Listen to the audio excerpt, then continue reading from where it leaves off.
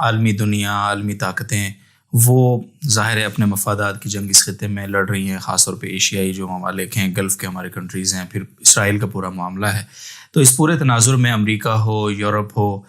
تو سعودی عرب اور پاکستان کے استفائی معاہدے کو وہ کس طرح سے آگے بڑھنے دیں گے، جبکہ امریکہ کا بہت بڑا انفلوئنس ہے سعودی عرب میں؟ بہت اہم سوال ہے اور بہت قابل غور سوال ہے یہ کہ جو تاریخ ہے مشرق وسطیٰ کی، یورپ امریکہ کی اور پاکستان کی، ان حالات میں اتنے بڑے معاہدے کو کیسے چلنے دیں گے. وہ میں یہ سمجھتا ہوں کہ اس میں ایک تو محمد بن سلمان پہ لوگوں کی ریسرچ شاید میرے خیال پوری نہیں ہے. محمد بن سلمان وہ شخصیت ہے جنہوں نے پہلے اس پتھر کو توڑا ہے.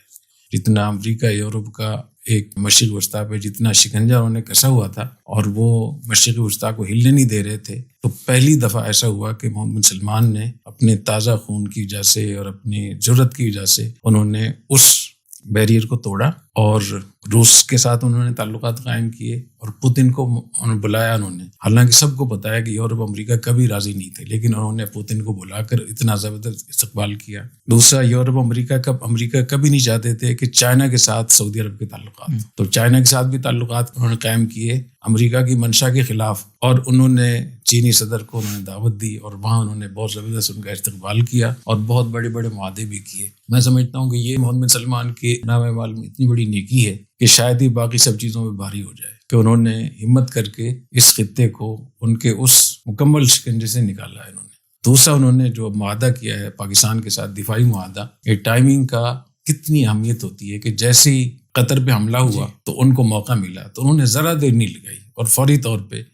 تو ایک تو یہ کہ اس معاہدے کے جو سرخیل ہیں وہ army chief field marshal general Hafiz Saeed Asim Munir صاحب ہیں اور محمد بن سلمان ہے جو بہت مشرق وسطیٰ میں سب سے طاقتور شخصیت ہے. ان دونوں کا آپس میں مل جانا، اور ادھر سے چائنا ابھر رہا ہے، اس کی طاقت ابھر رہی ہے، امریکہ کی طاقت کمزور ہو رہی ہے، رشیا بھی اپنے پورے پر تول رہا ہے. تو ان حالات میں یہ بہت بڑا موقع ہے اس کا کہ یہ معاہدہ کامیاب ہوگا انشاءاللہ تعالی. اور اگر ہم صحیح طریقے سے کھیلیں اس کو تو امریکہ اور جتنے بھی پاکستان سعودی عرب کے مخالفین ہیں وہ ہمیں بلیک میل نہیں کر سکتے. ہمارے پاس اتنی طاقت آ جائے گی کہ ہم اپنی مرضی سے ان کو اپنے ساتھ ملا سکتے ہیں، ہمارے مفاد کے لیے وہ کام کر سکتے ہیں.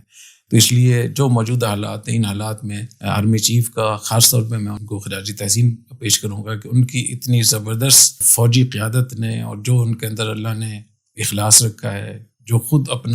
اپنے آپ میں جتنے وہ صاف شفاف ہیں، اس کے ہوتے ہوئے، ان دونوں شخصیات کے ہوتے ہوئے اس کے امکانات بہت زیادہ ہیں. اور اگر ہماری ریاست کے ساتھ ہماری عوام بھی اس کے ساتھ کھڑی ہو جائے تو حرمین شریفین کا مشرق وسطیٰ کا مسئلہ حل نہیں ہوگا، بلکہ الحمدللہ فلسطین کا ایشو بھی کافی حل ہو سکتا ہے انشاءاللہ. تو جو موجودہ معروضی حالات ہیں امریکہ کے، یورپ کے، چائنا کے، رشیا کے، اس خطے کے اور پاکستان کے اور سعودی عرب کے، ان کو سامنے رکھتے ہوئے میں سمجھتا ہوں یہ بہت زبردست موقع ہے اس خلا کو پر کرنے کا اور مسلم امہ کی قیادت کا، اور پاکستان کے پاس اللہ نے جو طاقت دی ہے اس سے عالم اسلام کے استفادے کے لیے. تو اللہ تعالیٰ اس کو مبارک فرمائے. اور اس سے پہلے جتنے بھی وہاں کے حکمران تھے مشرق وسطیٰ کے، وہ زیادہ تر وہ تھے جو بڑی عمر کے لوگ تھے. انہوں نے جدید چیزوں سے واقف بھی نہیں تھے، اور اگر واقف ہوتے تو وہ اس عمر کے اس حصے میں تھے کہ عمر کے اس حصے میں کوئی بڑا اقدام کرنا بہت مشکل ہے. تو محمد بن سلمان کی جو تازہ خون ہے، میں سمجھتا ہوں اس کی وجہ سے بہت کچھ